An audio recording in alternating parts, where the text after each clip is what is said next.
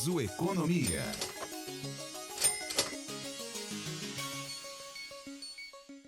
Olá, estamos de volta com mais uma edição do nosso Uniso Economia.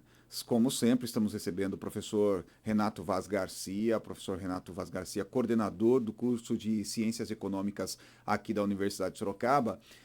Está sempre junto com a gente. Professor, mais uma vez, obrigado por estar aqui nesse bate-papo, a gente falar um pouquinho de economia sem o famoso economês, né?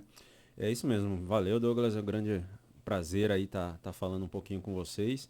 E sempre tem assunto, né? Porque toda semana acontece algum evento, alguma coisa que acaba afetando a economia e o bolso do cidadão, das empresas, dos governos. Então, sempre vai ter conversa aí pra gente.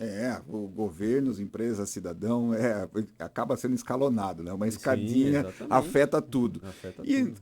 na última semana, nós tivemos, lá no final de semana retrasado, nós tivemos o encontro do G20, que são os 20 países, As maiores economias as do mundo, maiores né? economias do mundo. Depois do G20, nós tivemos o presidente Lula fez alguns encontros com presidentes também dessas grandes economias. E um encontro que chamou muita atenção e de acordos assinados, foi entre Lula e Xi Jinping, que é o presidente da China. Queria hoje falar um pouquinho sobre isso, qual a importância desses acordos assinados com a China que hoje é a principal economia do mundo, talvez o país que mais produz bens duráveis no planeta. E eu queria que você explicasse um pouquinho para a gente da importância desses acordos assinados com a Uhum. China. Não, eu acho que são acordos extremamente importantes do ponto de vista econômico, né? Porque isso é uma. Essa questão envolve várias outras áreas, relações internacionais e outros aspectos, mas do ponto de vista econômico, acordos bilaterais ou multilaterais entre os países ajudam muito, né, no desenvolvimento desses países, porque nós temos uma ideia que às vezes é um tanto quanto simplista de que o que importa é realmente exportar mais do que importar e ponto final. Só que por uma ótica global, é impossível que todos os países sigam à risca isso, porque para um país exportar mais, o outro país precisa importar mais, né? O mundo é uma soma zero, né? Como a gente fala. Então, esses acordos bilaterais, eles tendem a ajudar os dois países na medida em que eu vou abrir novos mercados, né? Eu vou abrir um mercado maior para o meu produto, ao mesmo tempo em que eu vou adquirir produtos via importação que são mais Uhum. baratos do que os produtos que eu faria aqui. Então eu não vou gastar recursos de produção meu para fazer um produto mais caro, né? Por que não comprar um da China, dos Estados Unidos, da Europa, de qualquer lugar que vende mais barato do que o meu? E aí os meus recursos, os recursos que eu utilizo para produzir, eu vou colocar naqueles produtos que eu faço melhor, né? Mão de obra, máquinas, equipamentos, capital financeiro. Eu vou jogar para aqueles produtos que eu faço melhor, vou ter um volume de produção maior e exporto esse excedente para os outros países. Então, eu acho que o comércio internacional é uma questão muito importante. E infelizmente, né, a gente está caminhando para essa ideia mais protecionista de alguns países centrais, isso é muito ruim. Do ponto de vista do Brasil e da China, essa aliança é muito interessante para o Brasil, porque países em desenvolvimento, e a China já está quase que meio que ultrapassando essa nomenclatura de desenvolvimento, porque eles estão numa estratégia de crescimento e desenvolvimento muito acelerada, é muito favorável para o Brasil, porque eles compram muitas matérias-primas, nossa. Então, é um mercado extremamente importante para o Brasil, que é um grande produtor de commodities. Então, como grande comprador de commodities, a China acaba sendo meio que uma salvação para a gente. Só que daí, até mesmo do ponto de vista das relações internacionais, o Brasil meio que tem que manter meio que uma linha meio do caminho, assim, Sim. né? Porque a partir do momento que ele abre novas frentes com a China, isso pode eventualmente causar alguns burburinhos ali com outros países, né? Tá. Então, vamos fazer um acordo com a China para aumentar a exportação de carne para eles. Tá, mas aí eu vou ter menos carne para exportar para os Estados Unidos, por exemplo. E isso pode causar algum transtorno por vias de parcerias comerciais. Mas eu acho que o Brasil, nos últimos anos, ele tem sabido lidar com essa questão. Assim, eu acho que do ponto de vista comercial e até mesmo da agricultura e tal, o Brasil vem mantendo uma linha mais sensata, né? Diferente de outras áreas que a gente observa essa dicotomia, essa ideologia impregnada, né? Eu Uhum. acho que do ponto de vista comercial, do ponto de vista agrícola, a gente está caminhando numa trajetória que ainda tem muito a avançar, né? Principalmente por essas questões ambientais e tal. Mas eu acho que a gente já caminhou muito bem e é um setor que favorece muito a gente externamente, né? A gente é muito respeitado externamente por conta dos produtos e da qualidade que a gente tem. E aí é que deu, foi assim, a grande mobilização que a gente teve depois do episódio do Carrefour, né? Eu ia chegar nesse ponto Que agora, que o senhor exatamente. falou a questão da carne, da nossa importação, aliás, exportação de carne. O Brasil talvez esteja entre os três maiores produtores de carne do mundo, principalmente de frango também, Sim, muito, sim, a sim. exportação Muito. é muito grande. O que pesa hoje pro brasileiro, pro Brasil, uma declaração como foi feita pelo CEO do Grupo Carrefour de não importar, não comprar mais carne do Mercosul e principalmente do Brasil. Uhum.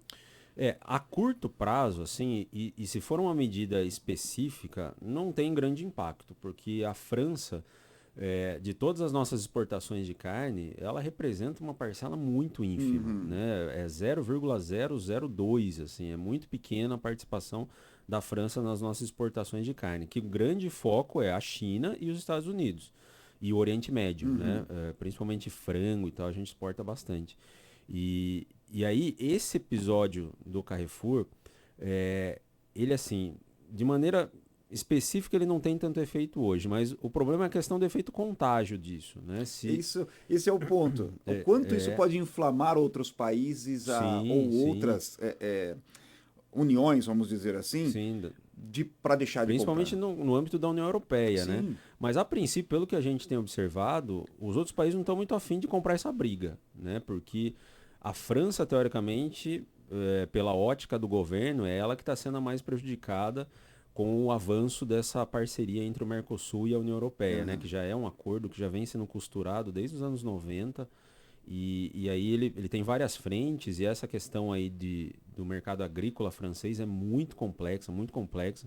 E acaba sendo que meio que uma resposta, né? Que o Carrefour também é muito difícil a gente entender os interesses que estão por trás disso, mas assim, o Carrefour se meter nessa história, nessa briga que envolve governos, é muito perigoso, porque a partir do momento que ele acaba comprando essa briga, ele afeta o caixa da empresa, ele afeta o resultado financeiro da empresa, ele afeta o market share, né, que é a participação de mercado que o Carrefour tem. Hoje saiu uma notícia no Valor de que o Atacadão, que é do grupo Carrefour, já pode perder participação para o açaí, já pode perder a liderança no atacado para o açaí por conta desse boicote Sim. que os frigoríficos estão fazendo ao Carrefour. Então é uma declaração assim muito infeliz e o CEO ele falou inclusive de qualidade sanitária da carne brasileira, o que assim uma coisa absurda, Sem né? cabimento Sem total. cabimento total, né?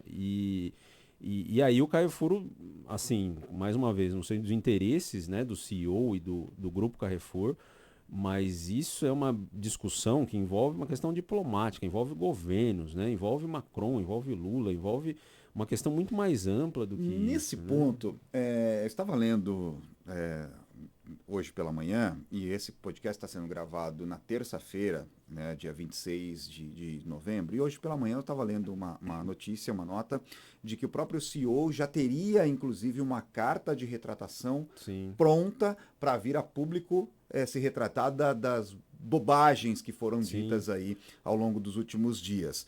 É, a pergunta é, agora, ele viu o mal que ele causou, porque ele causou um mal e um mal-estar muito grande, Sim. principalmente com o Macron sendo um aliado do Lula e Lula sendo um aliado do Macron. Aham. Ambos se abraçaram, Sim, apertaram as foram passear no mãos e tudo, parque, foram sim, passear no né? parque, aquela coisa toda.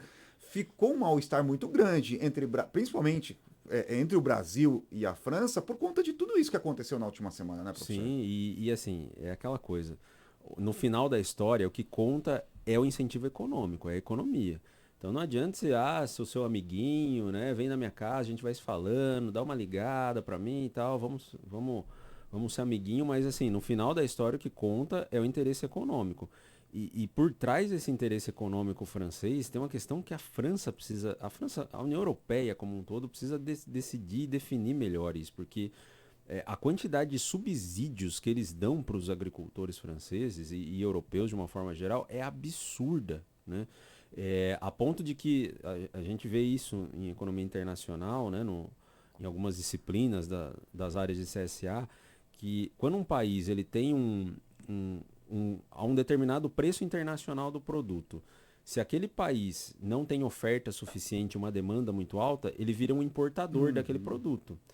Só que no caso da França, no caso de alguns produtos agrícolas, o preço internacional do produto é realmente bem baixo, né, comparado ao preço da França, e aí a França, teoricamente, deveria importar. Mas tamanha a quantidade de subsídios que o governo francês dá, que o governo europeu dá, que o país, além de não importar, ele vira exportador, né? Porque o ganho que o produtor tem, porque o produtor de carne, por exemplo, se ele for vender para o Brasil, vai vender para algum outro país, ele vai receber, por exemplo, 10. O governo francês chega, ó, além desses 10 aí, eu vou dar mais 8 para você. E aí, com 18, por exemplo, tem cara que está fazendo outra coisa que falou, opa, fazer carne é um negócio bom. O governo vai me pagar 18, puta, então eu vou para o mercado de carne. Então aumenta muito a oferta dentro do país a ponto de que eles viram exportador daquele produto. Então, isso é uma coisa que não é só o Brasil, mas vários outros países têm criticado muito da União Europeia, porque ela usa esse argumento, que, lógico, tem um braço importante por trás disso, mas ela usa esse artifício de questões ambientais, de que as regras ambientais na França são muito mais rígidas do que no Brasil e tal, para barrar a nossa exportação, mas por trás disso tem um subsídio brutal que eles fazem lá, que eles não podem reduzir. Porque a partir do momento que eles reduzem esse subsídio, o que vai acontecer com esses produtores agrícolas, né? A gente teve na reunião do G20, na semana da reunião do G20, teve lá uma série de protestos, protestos feios lá na França em relação a essa questão agrícola. Então, o governo não está muito a fim de baixar a bola. Essa carta que você comentou, Douglas, pelo que eu vi, assim, estava escutando a rádio também antes da gente gravar, pelo teor da carta, me parece que ele não está muito a fim de... Assim, ele pediu desculpa se ele ofendeu o Brasil, se ele ofendeu alguma coisa. É aquela coisa mais diplomática, Exatamente. Né? Desculpa se eu ofendi alguém, mas vai ficar... Mas vai continuar do jeito que está. E pela carta, ele falou, ó, vamos continuar, não vamos mais comprar carne no Brasil, ponto final. Né? Só pediu desculpa pelo teor da carta, mas vai continuar fazendo isso.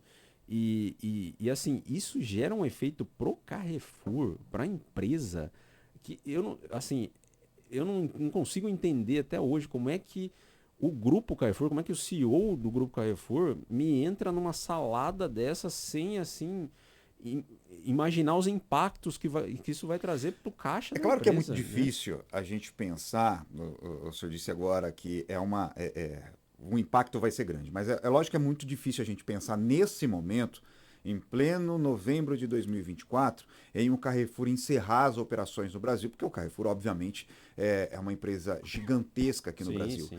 Mas nós vimos algo, não nesta proporção, acontecer com aquele hipermercado também, aquela hiperloja que é dos Estados Unidos, me fugiu o nome agora. Uma hiperloja que ficava, inclusive, instalada aqui no Campolim. Me fugiu completamente o nome. Mas pode-se pensar, é difícil a gente pensar nisso, mas o Carrefour pode sofrer algumas sanções em relação a isso. Por exemplo, o público brasileiro, o consumidor brasileiro também boicotar a compra, o investimento que faz, porque quando você faz uma compra, você está investindo. O investimento que é feito também nas lojas do Carrefour aqui no Brasil. Não, e eu acho que o CEO do Carrefour lá da França, ao falar isso, ele não mediu muito bem a capacidade de organização e a capacidade, assim, de mobilização da estrutura das indústrias e da sociedade brasileira, né? Ele meio que falou, não vamos contar com esses caras aí que eles não sabem muito bem o que estão fazendo e vamos agradar o nosso francês aqui, porque o efeito, eu comentei do efeito disso, no caso, né, de outros países também boicotarem a carne brasileira, mas o inverso também, porque o Brasil tem alguns setores que já até se manifestaram que podem também vir a boicotar o Carrefour, não só os frigoríficos. Então, e olha só, Douglas, a gente está numa época de final de ano. Final de ano acho que é a época que mais se compra carne. Exatamente. Né? E assim, a partir do momento que o Carrefour não tem esse recurso, ele vai vai deixar de ganhar um volume absurdo de recursos, né? Isso vai ter um impacto se esse boicote perdurar, e a gente está falando não de boicotes de frigoríficos pequenos, São frigoríficos extremamente grandes, JBS, Marfrig, a Minerva, são os maiores frigoríficos que a gente tem. O Carrefour no Brasil, ele está muito preocupado com isso, né? Ele emitiu uma nota meio que para tentar apaziguar um pouco essa situação, porque o maior prejudicado acaba sendo ele, que às vezes não tinha nada a ver com a história, né? Por uma declaração do representante lá do CEO, eles acabaram entrando nessa. E eles vão ter que entender também, e eu acho que os representantes dos diretores do Carrefour Brasil, eles vão ter que entender também que eles vão começar a pagar um pouco mais caro nesse produto que imagina-se que venha importado, já que eles não vão mais utilizar, se pensa dessa forma, pelo menos se estiver errado, por favor, me corrija. Mas se vou boicotar a carne do Brasil, vou ter que importar isso para vender aqui no território brasileiro. E essa importação ela vai ficar mais cara, vai colocar o preço de gôndola para o consumidor final mais caro, e essa perda de volume de venda também é importante. E aí o concorrente vai dar risada à toa, né? E assim, o impacto disso, mesmo se eventualmente essa situação mudar ao longo dos próximas semanas e tal, não é uma coisa também do dia para a noite que a questão vai se resolver e vai ter carne novamente. O Carrefour já está sentindo falta de carne hoje e é um setor que ao longo dos últimos anos ele se mobilizou muito, ele tem uma capacidade de organização hoje muito diferente lá dos anos 90, que era muito diluído. Então comprar uma briga assim absurdamente desnecessária. A gente já teve casos também de outras empresas que tentaram fazer esse tipo de pressão, né, de empresas europeias de boicotar produtos do Brasil. Teve uma empresa de laticínio que fez isso há um tempo atrás e tiveram que voltar atrás, né? Tiveram que falar que não vamos fazer isso, que era só conversa e tal, e no fim daí desistiram de fazer isso. Mas assim, e mesmo a carta, pelo que estava conversando na rádio, assim, foi num teor muito, assim, muito raso, né? E ele falando no sentido de que, se vocês me interpretaram mal, tal, mas foi ele mesmo que falou que não ia comprar carne do Mercosul, tal. Ou seja, é bem para francês ler. Né? Para francês ler. E aquilo que você falou, do Mercosul, não é só o Brasil prejudicado, a Argentina, Uruguai, que são países extremamente exportadores de carne. Para eles que são menores do que o Brasil, pode ser um impacto até maior, né? Se eventualmente outros países europeus também comprarem a briga. Mas eu acho muito difícil outros países europeus entrarem nessa discussão francesa. A questão é francesa, e a Alemanha, a Itália não estão muito afim de se meter nesse negócio. Né? Professor, para a gente finalizar, nós falamos aí dos acordos bilaterais assinados com a China, Vamos tratar desta forma. Falta de um acordo bilateral Brasil e França em relação à carne. O que isso, de uma maneira geral, representa no meu bolso, no seu bolso, na hora que eu vou fazer as minhas compras, seja de carne, seja de um brinquedo? Nós estamos em época de final de ano, época de presentear crianças e tudo mais. O que isso tudo representa agora para nós, cidadãos comuns, ou como diriam outros, réis mortais? Não, eu acho que o principal efeito é aquilo que até mesmo você já comentou antes, a questão do preço, né? A gente acaba pagando um preço maior pelos produtos se eventualmente tiver entraves nesses acordos comerciais, qualquer problema que aconteça com parcerias comerciais, isso, o primeiro impacto é em relação ao preço. E a gente também não pode esquecer que nós estamos numa trajetória em que a nossa taxa de câmbio, né, ela se mantém num valor extremamente alto, né? Ela subiu lá, chegou nos 5,80 já, e não parece ter muito cenário aí para reduzir essa taxa nos próximos meses. Então, além de um produto eventualmente em dólar que possa ser mais caro que a gente acabe pagando, vai pagar mais caro em reais por conta da taxa de câmbio. E mais caro em reais por conta da taxa de câmbio vai afetar a inflação. Hoje cedo a gente também teve a divulgação da prévia do IPCA, que veio além do esperado, né? O esperado era 0,49, veio 0,62. Então, veio um valor bem mais alto do que o esperado. Então, assim, a gente já tem um cenário interno bastante conturbado. Aliás, assim, é impressionante como a gente realmente tem assunto para falar aqui, porque o corte de gastos, o anúncio do pacote de gastos, que era hoje, né? Então, mas a Simone Tebet já anunciou que dificilmente vai sair hoje.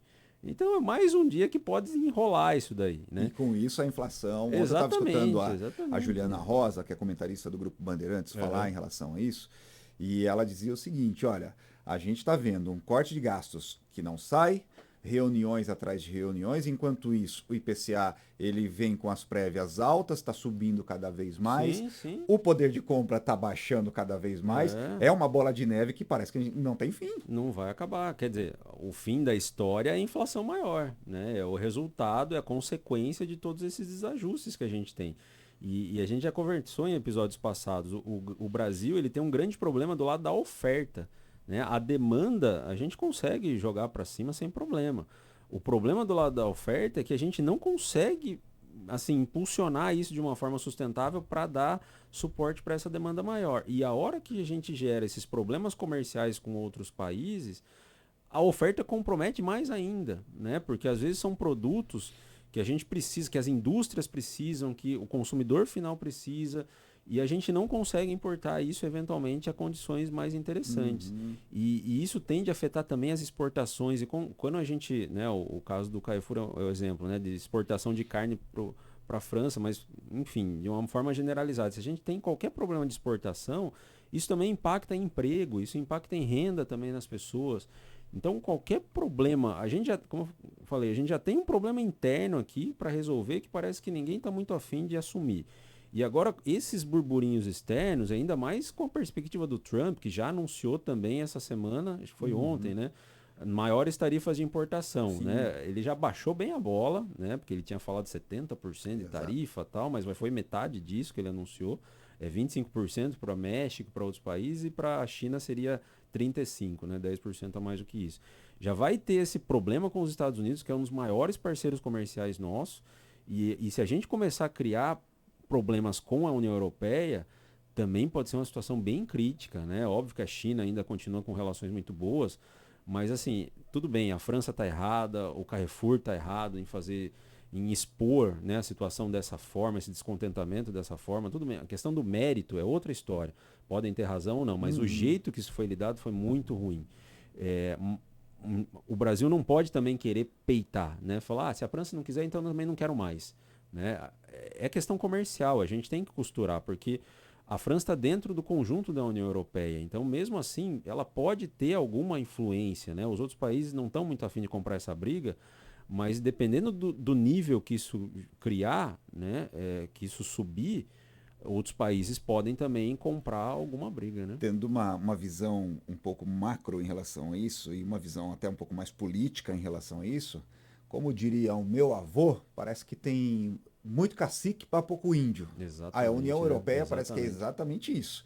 A Inglaterra saiu, né, da União Europeia porque a princípio que mostrava que queria mandar um pouco mais do que todo mundo. Opa, não, se eu não posso, então vou tirar meu time de campo. Agora parece que a França está querendo ir pelo mesmo caminho. Ou seja, a União Europeia nesse momento, pelo menos o que me passa, de novo, como dizia o meu avô, tem muito cacique para pouco índio. Sim, e assim, quando você faz áreas de livre comércio, né, ou zonas de parcerias comerciais entre os países eles não podem ser muito heterogêneos também.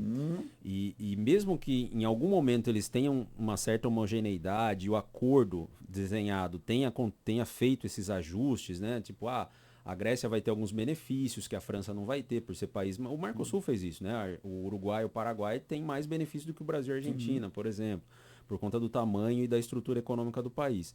Mas ao longo do tempo, ao longo dos anos, pode acontecer desequilíbrios, né? Pode a situação piorar mais para um país em relação a outro. Por exemplo, a questão da União Europeia, uma das questões bem complexas é a questão da política monetária, que é a taxa de juros. A taxa de juros Selic nossa aqui, a União Europeia tem uma só, que é a taxa de juros do Banco Central Europeu. Então, é difícil você fazer com que essa taxa seja mais adequada para a França, para a Grécia, para a Polônia, para a Alemanha. Então, quando isso começa a ganhar um corpo maior, essas divergências entre os países começam a aparecer mais, começam a aparecer esses problemas diplomáticos. E aí começa a usar a economia para como artifício para, ó, eu vou precisar sair da União Europeia por causa disso que não está dando, né? Que bagunça, né? Professor, É, sempre muito enfim. bom conversar com o senhor, porque a gente aprende realmente, eu aprendo um pouco mais sobre os meandros da economia mundial. Obviamente, sempre um prazer. Queria que o senhor falasse mais uma vez o seu contato, para quem quiser entrar em contato aí com o professor Renato Vaz Garcia e, obviamente, quem quiser conhecer um pouquinho mais sobre os cursos de CSA aqui da universidade. Sim, então, nós estamos ali no... A gente tem uma série de atividades que a gente toca no curso de CSA, a gente tem o laboratório de CSA, a gente criou agora, é importante, até desculpa abrir esse parênteses aqui, a gente criou lá a Liga do Mercado Financeiro, os alunos de economia, eles criaram um grupo, é como se fosse um grupo de pesquisa para divulgar e para fazer pesquisa na área de mercado financeiro. A gente teve o lançamento essa semana. E a gente está sempre aberto lá a novas ideias, novos projetos. A gente tem pesquisa da cesta básica, tem outras pesquisas também. E aí o contato é o e-mail renato.garcia@prof.uniso.br. E também no Twitter e no Instagram, lá é só procurar Renato Vaz Garcia, que eu estou por lá também. Maravilha, professor. Vou lançar um desafio. Próximo encontro, não sei se a gente vai conseguir agenda para a próxima, para essa semana, próxima sexta-feira, mas a gente falar um pouquinho do salário mínimo. Porque há já a previsão de aumento para o salário mínimo a partir de 1º de janeiro, mas a gente sabe que isso também traz um impacto gigantesco para a economia do país. Cada centavo, e aí é aquela história, cada centavo conta. Aí fica um desafio para a gente conversar um pouquinho sobre isso na próxima edição. Sem dúvida, assunto não falta.